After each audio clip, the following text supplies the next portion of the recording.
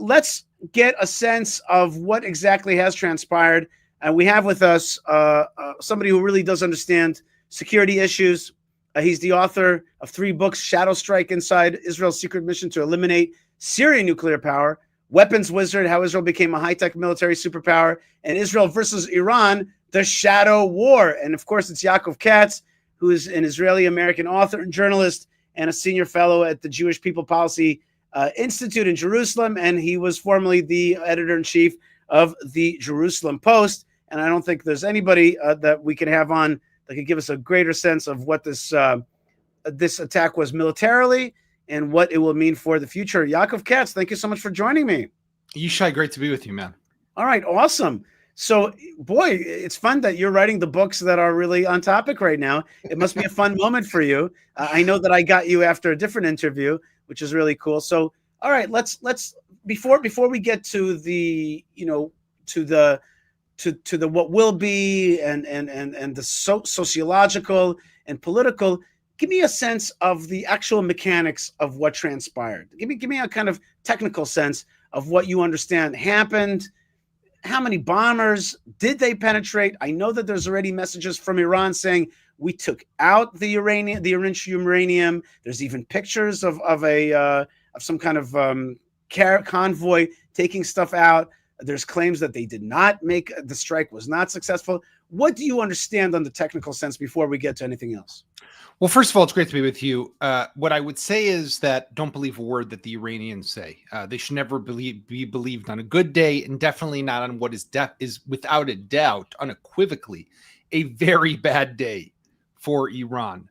The day that the American government, the U.S. military, the most powerful military in the world, has decided to drop dozens of tons of weapons and bombs, precision-guided munitions on and into their nuclear facilities.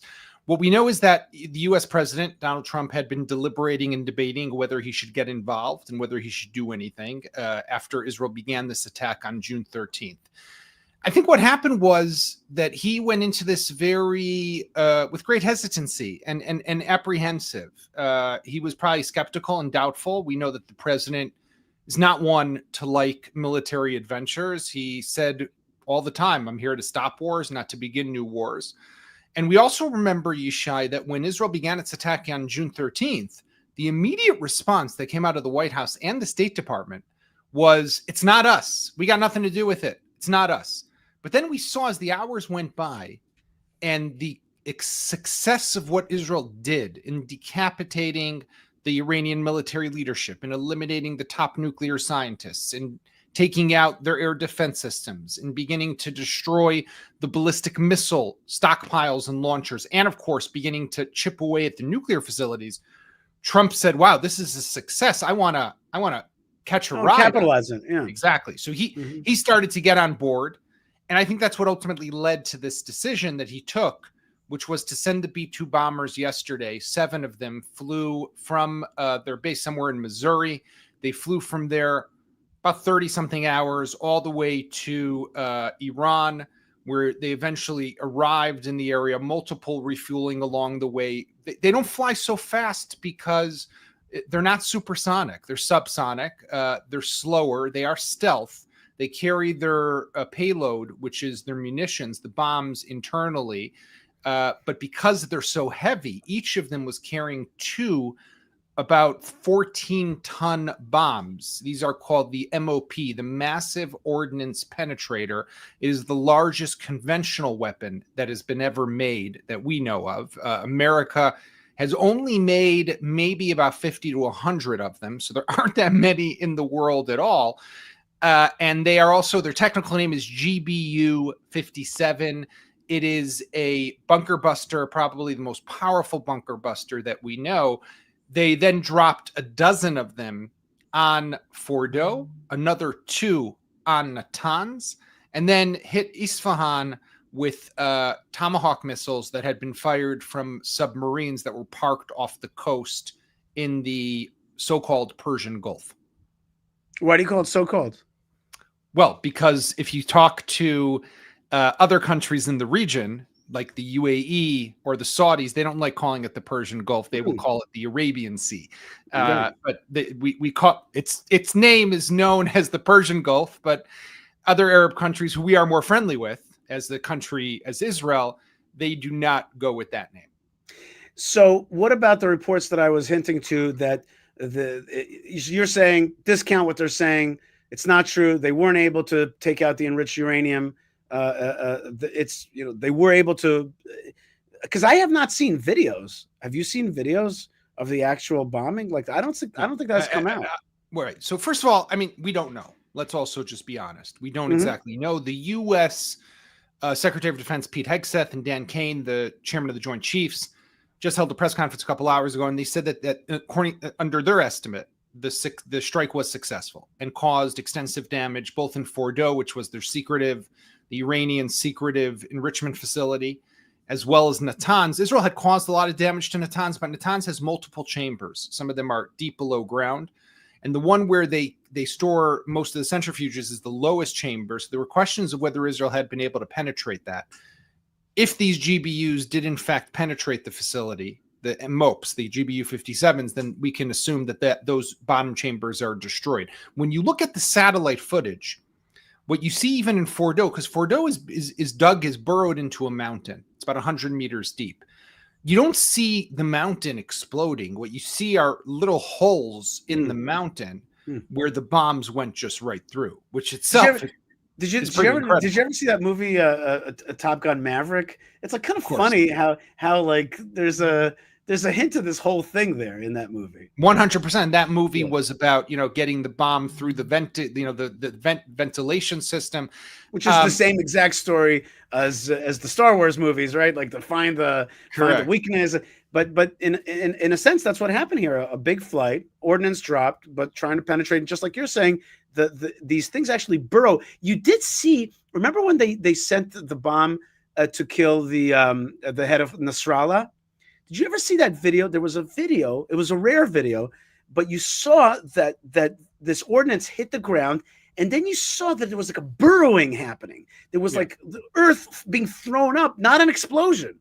And then only later on, way further down, did the ordnance release its explosive power. I was of the belief, and from what I've heard from Israeli Air Force officers and defense officials over the years, Israel would not have gone into this if it didn't believe that it had some capacity or some capability to do something to Fordo. It would not have left it just for chance. The strategy could not have been, we'll do what we can do. We'll pray to God that Trump gets involved. But if he doesn't, we'll call it a day. No, this would not have been a success without Fordo being taken care of. Now, of course, America can do it to a far greater extent. Wait. And what? So let's keep going on that track. What do you think the plan B was if America wouldn't have gotten involved? Was it Israel? I think would have had two options. Option number one, which would have been the riskier option, and I'm not sure they would have done it, would have been to send in commando forces on the ground into Fordo to be able to sabotage, cause some damage, and try to penetrate the facility, as the Shaldag forces did exactly in Hezbollah. And there's footage of them landing basically in a mountain, fortified mountain in Syria, getting in there and destroying it from within. Right. That was a missile production facility that the Iranians had established in Syria, where they were trying to create another production line for their ballistic missiles. And Shaldag did go in on the ground. There's similarities, but differences. Similarities being commando operation on the ground in an enemy country, the ability to penetrate, to destroy, line it with explosives, and cause the damage needed.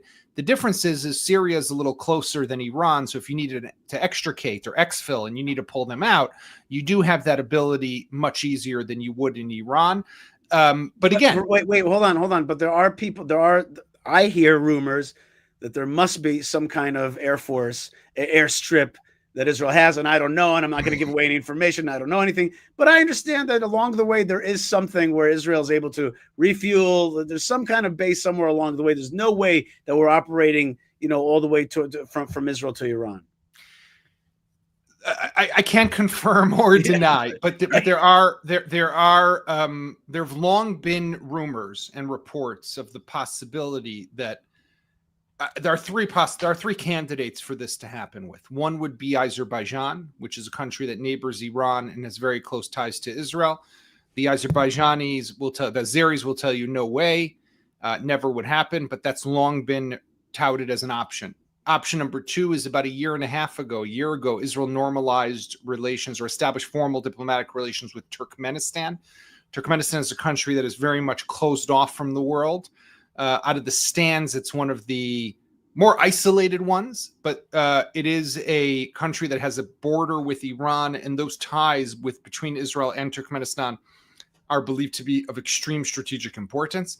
And then let's also not forget is that there is Iraq and there is Kurdistan in Iraq. Right. And there's long been reports and speculation of Mossad presence in Kurdistan there. So there's a lot of different options. Just to make it clear, I just don't want people to misunderstand that relationship is a very friendly one. If there is some kind of Israeli espionage, it's not against northern Iraq, Kurdistan. No, exactly. We have excellent relations, and just to kind of put a tie on that, I've spoken to many old Jewish Kurds or Jews that lived amongst Kurds. They always said that we had excellent relations with the Kurds. It's like an old and kind of, you know, a relationship of minorities, but not just a relationship of minorities. It's a relationship that has been friendly for many years. So that's important to kind of understand that that makes sense. And of course, it's much closer. Northern Iraq is much closer to Iran. Okay, that was option number one. You were going to hint to another option. So again, but I just want to really stress, I don't know that we don't know that these exist. These are just, you know, ideas that have been thrown around over the years. The second option would have been, and you just touched upon this, what Israel did to kill Hassan Nasrallah was believed to be something that just up until a couple of years ago, Israel didn't have that capability. And this wasn't necessarily a technological breakthrough. Israel has, over the last 2 years almost, since October 7th, has mastered the tactic of penetrating underground facilities. We've seen this all throughout the war in Gaza, in the destruction of tunnels, underground Hamas bunkers. We've seen this also in Lebanon, and Nasrallah was a perfect example. They had to drill through this bunker that he was hiding in to be able to get to him and for him eventually to be killed. So the idea that you could potentially take a lot of bunker busters, and the Israeli Air Force are really big experts at this, and drop one after the other, almost like a drill, imagine, really one after the other in consecutive, very swiftly, potentially that could do something. And will you be able to penetrate completely? I don't know. Can you take out the entryways? Of course, but will they be able to rebuild that? So there's a lot of damage that you can do, but it wouldn't be at the same level again of what America can do with just with 6 B-2 bombers. That's all they needed to do it. They were able to take care of business in record time. And this is really, when you think about it, it's probably one of the most sophisticated, precise, and extensive bombing operations in modern military history. So, you know, we saw the Trump, just before you came on, we watched the Trump news conference, and behind him was J.D. Vance, who's the vice president, the Secretary of State Rubio, and Pete Hegseth, who's what are they called? Secretary of Defense, and who I actually spent time with personally in Hebron, and know well, and you know, have a lot of respect for. Well, we know Hegseth is a military guy. We know that he's anti-jihad. Rubio, strong pro-Israel, comes from a pro-Bible and pro-security stance. J.D. Vance, on the one hand, intellectual, and we've heard him espouse some things that are a little bit more isolationist, and he has a kind of an isolationist wing that speaks to him. But at the same time, in some ways, what we saw was a type of America First isolationism. What I mean is, you see an Israel that's able to carry out attacks against your enemies, and you're like, okay, they're really doing it. Okay, now you coming in as what we say in a halachic Jewish world, makeh bepatish, to finish off the act that was already started by Israel, in a sense, proving what I heard Rubio say many times, which is Israel is the the aircraft carrier for our policies in the Middle East. Okay, it needed the bigness that the United States brings, but even in the isolationist wing could swallow it. And also, by the way, for the liberal wing in general, Trump kept saying, "I'm giving them a chance. I want them to come to the table. I want there to be peace." Okay, so let's shift a little bit to talk about, should we say, like, give me a sense of how you understand American policy at this moment vis-a-vis Israel. I mean, somebody once said to me, we're speaking with Yaakov Katz, who has written many books on these topics. Somebody once said to me not so long ago, told me all of Trump's policy is actually China containment. And in a sense, this was a big step because it stepped a little bit into a world war, right? It a little bit said to the other powers, America's stepping in here. But it did it at the very end of a very successful Israeli run. It's sending a signal to China, to Russia. That's the way I understand it. How do you understand American policy at this moment? So I like what you said just now, Yishai, because I think that there's no doubt that had we not been successful with the original strike and that opening salvo on June 13th, on that Friday, Donald Trump would not have joined this, right? The success breeds success. And I think there's something even deeper. When Israel is strong, we garner more support. People want to attach themselves to a powerful, strong Israel. We have conditioned ourselves, unfortunately, to some extent to believe, and I know you're not there personally, but this country to a large extent, we have to be miskenim. We have to be, the poor country, the isolated country, the weak country, the attacked country, and small, just exactly. Right, good. Right. Yeah, and a victim that right. can strike We're the back victims. From time to time. Exactly. It's what I call the neo-ghettoism or even Yes. neo-dehimitude.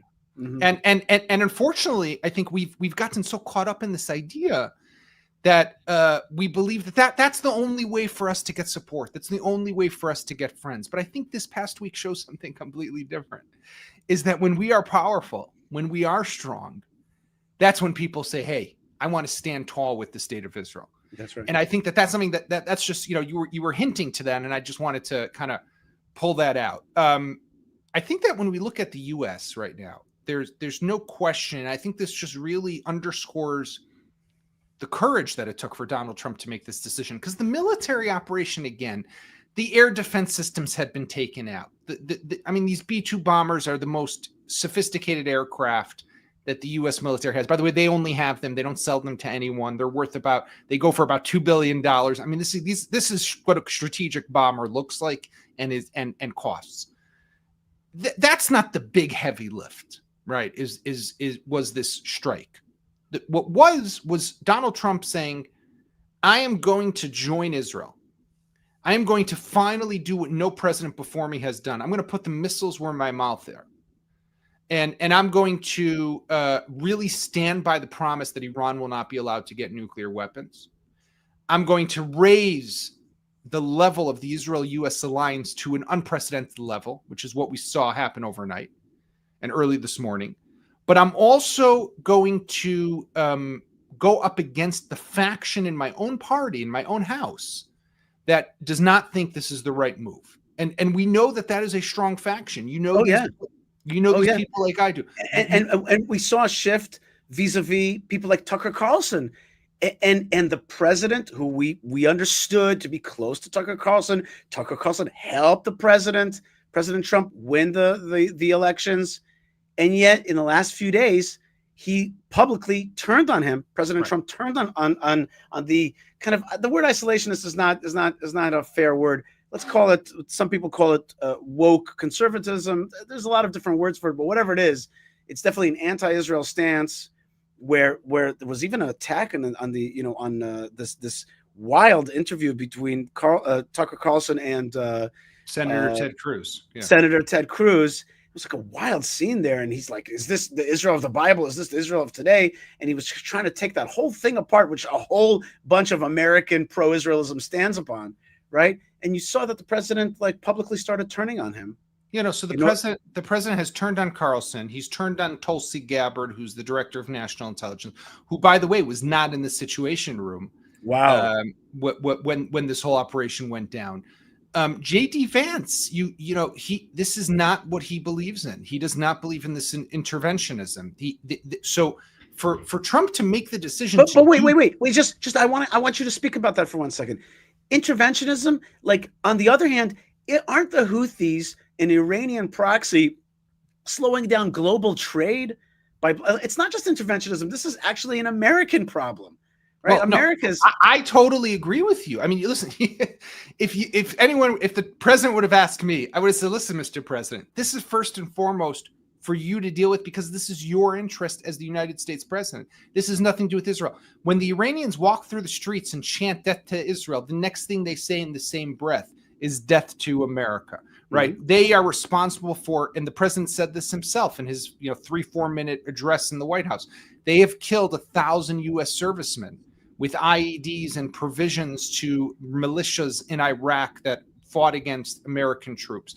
They were behind the 1983 Marine barracks bombings in Beirut, the 90s, the Kober Tower bombings. They have been behind so much anarchy, chaos, and bloodshed over the years, over decades. They took hostages in the U.S. Embassy back in 1979. I mean, these are bad people and a terrible regime that is anti-America first and foremost. And there's one other aspect that we can't ignore. Their enrichment of uranium served only one purpose: to obtain a nuclear bomb. There was no question. Simply because they didn't need it, and you definitely, even if you claim it's for civilian purposes, you don't need uranium enriched to anything higher than about 5%.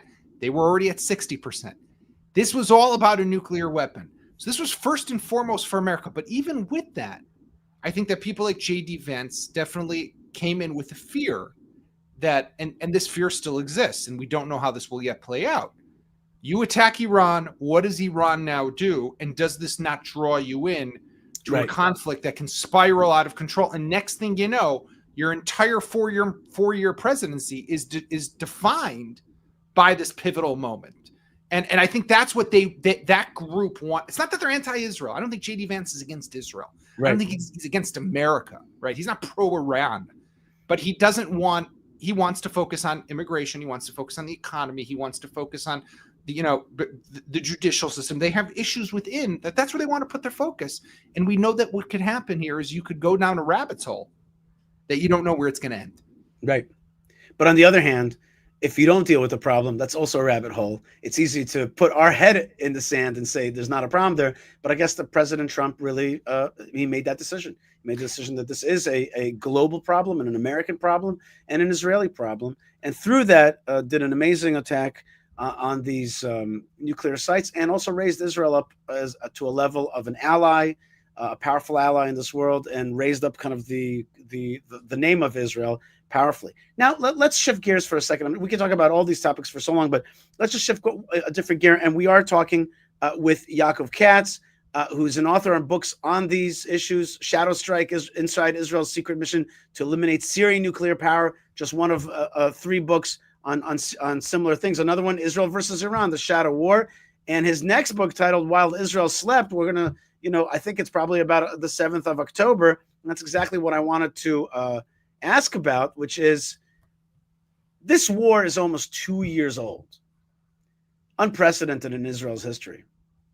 Well, maybe we could say that the 6-Day War led to the War of Attrition, which led to the Yom Kippur War. Could be that it was also a long war like this. But the 7th of October was a failure. It was a failure of Israeli intelligence. It was a failure of the Israeli Air Force. And from my perspective, those are incontrovertible. But from my perspective, also a failure of leadership, including Prime Minister Netanyahu, who allowed the enemies of Israel to build up weaponry right underneath our noses, and who allowed money to flow from Qatar into Gaza, who voted for the disengagement. Many mistakes were made along that pathway. And I think that it's easy to say, Prime Minister Netanyahu, you were at fault. You were at the head of this. You were the head of the country while this stuff developed, and then you were head when it exploded in our faces vis-a-vis the 7th of October. In many ways, the last year and a half has been a redemption for the Air Force, a redemption from Prime Minister Netanyahu. And there were many who also claimed that he had lost favor with President Trump. And yet now it's obvious that that's not the case. So give me your understanding, Yaakov Katz, on October 7th and this arc that has led to this attack on Iran. Well, so this book right here behind me, While Israel Slept, which comes It's already out? No, it's not out yet. No, it's not out. It comes out in September. So just in about 2 months. Really goes into detail. Mm-hmm. Thank you. Of how October 7th unfolded, the failures within the intelligence community, the IDF, the Shin Bet, and the 48 hours preceding. But more, I think even importantly, goes back in time and really touches upon the policies and the mistakes that were made over 25, 30 years since Hamas was founded that led to the rise of this organization and the belief in a fairy tale that we could see an enemy amassing arms, training, and publicly saying, we are coming to kill you. And then importing tons, literally tons and tons of cement in order to cement their tunnels underneath. And it's happening underneath our noses in a sandbox that used to belong to Israel, not so long ago. And it's happening right before our eyes. And we see it all happening and we hear it all happening. And our answer is, you don't mean that. You just want money. So let's give you a suitcase of cash. You don't mean that. You just want us to let in Gazans to work in Israel. So we'll bring in 10,000, 15,000, 20,000. We believed in this. We had this state of mind that was off. And I think that's really at the core. But what I'll say is that, and Netanyahu was responsible for that because he was, what are you going to do? He was prime minister for that majority of almost all that time. But to the same extent, October 7th is like a coin with two sides. And he, just before you say that, he also released the terrorists who became the leaders 100%. Of the October 7th movement. Yeah, for Gilad Shalit back in 2011. So the one side of that coin is the disaster, are the failures. But the other side of that coin, Yishai, is the re-engineering of the Middle East. And that is what we have seen definitely in almost the last year. But I would say even more so since last September, when Israel took out Nasrallah, launched the Beeper attack, which paralyzed Hezbollah, showed such a deep intelligence penetration. We took out their long-range missiles, and we basically took them off the chessboard. And the moment that you had Hezbollah beaten back, still with capabilities, but now, as they publicly say themselves, not interested in joining this conflict. And Hamas beaten also, yes, still in possession of hostages, and we have to deal with that, and still to some extent in existence and in control of parts of Gaza, has to be dealt with, but not capable at all right now in launching an attack against Israel inside the Israeli mainland and home front. It goes to show, I think, that what Netanyahu has done is he's learned the lessons of October 7th. And that's why Iran had to be dealt with now, because there was a window of opportunity. The price that we would have paid if we attacked on October 6th would have been much higher than what the price we pay on attacking on June 13th. And to all those people, and I've been asked numerous times over the last week and a half, well, they weren't building the bomb, or the IAEA says they were 2 years away from the bomb, and all these different things. So my answer to that is, I don't understand. You want us to be waiting for them to be connecting the red wire and the blue wire? Like that's the moment that we should attack? Why would we wait till then, till it's too late? We had a moment now. The lesson of October 7th is, take them at their word when they say they want to wipe you off the map. Take them at their word when they say we're getting more missiles. And look at what they're doing with just 3,000 missiles, many of which we've already destroyed, how much damage and how many casualties they're able to cause us when just 10% fall through and penetrate our missile defense systems. Imagine if they had 10,000. And that's what they were on track to achieve. Imagine if they were closer to the bomb and they had done it in a more hardened underground facility, and there was a different president in the White House from a different party or from this party. That's such a good point. That's such a good point. Like, it's a little bit forgotten that just a little bit time ago we had a President Biden and a Kamala Harris. It was only 6 months ago. I mean, this is, oh my gosh, this would have been, so, I look at this reality and I say, and I've long been a critic of Netanyahu. Right. But it's not a zero-sum game. It's not 1 or 0. It's not black or white. Netanyahu is responsible and he should be held accountable for October 7th. But today, I stand in awe of what he has done. What he has done. Are you going to have to add a chapter to your book? Like, seriously, I'm asking seriously. Like, what do you do?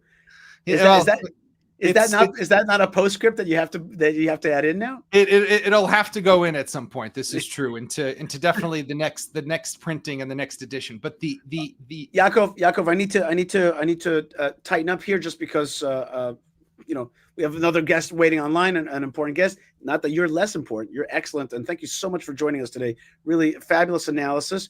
But I still want to get your, and because of that, I want to get your.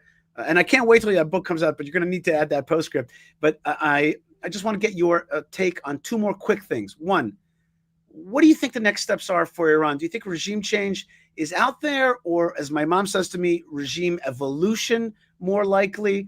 What do you think is going to happen there? Regime change has been hinted at both by Prime Minister Netanyahu and others. That's one. And speaking of regime, our regime here in Israel, does Netanyahu walk away from this and be like, Asiti tikkun, I fixed what I needed to fix. I fixed the mistakes of the past. I'm coming out a hero. I need to quit while I'm ahead. That's smart politics. Always leave them wanting more, and this is your top moment. This is the time to leave and to let the next generation. What do you think about these two leaderships, Iran and Israel? I think that in Iran there's potential, and I think that we know that the people of Iran have tried in the past to rise up against their oppressive, ruthless leadership. They are never our enemy, the people of Iran, and our leaders have stressed that time after time. And we have to hope that they find the courage and the ability to rise up once again. But I think that's on them. It's not something that we can engineer from this distance for a country that is 9 times our size in terms of population. And an ancient country and an ancient culture. We're not going to dictate to them. We're not going to do this. So they have an opportunity now. The regime is weaker than it was before.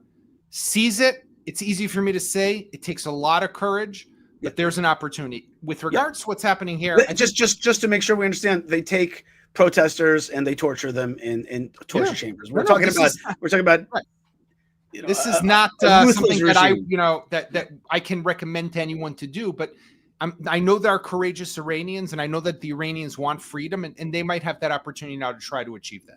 With regards to what's happening here, I really could see it going two ways. I could see it going the way of what you said, that Netanyahu says, I've done my part. I did my tikkun. I fixed my mistakes of October 7th.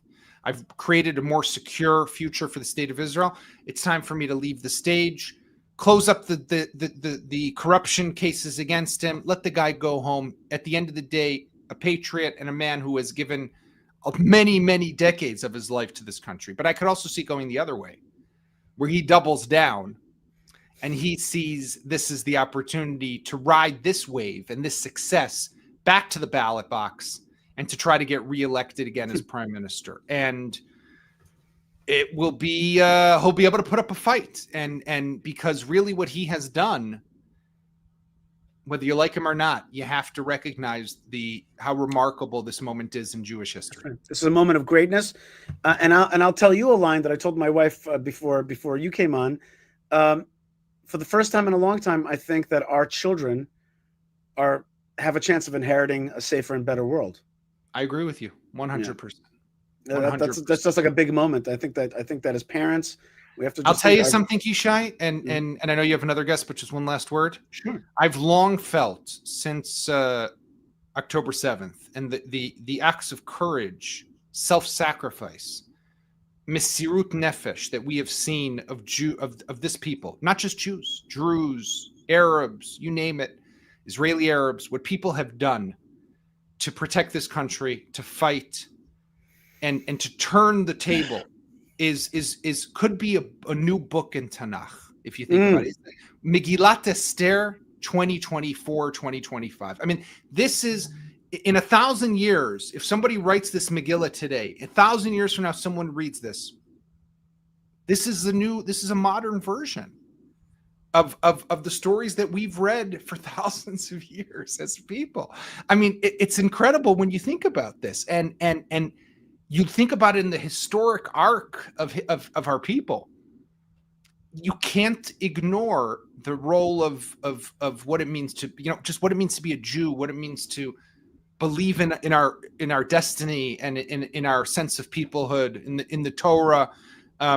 This is something I think is so much greater and beyond than what we can fully comprehend at the moment. Amen. Amen. And I think that if there is such a new pantheon of books, a new kind of a new canon of books, then your books are certainly part of that.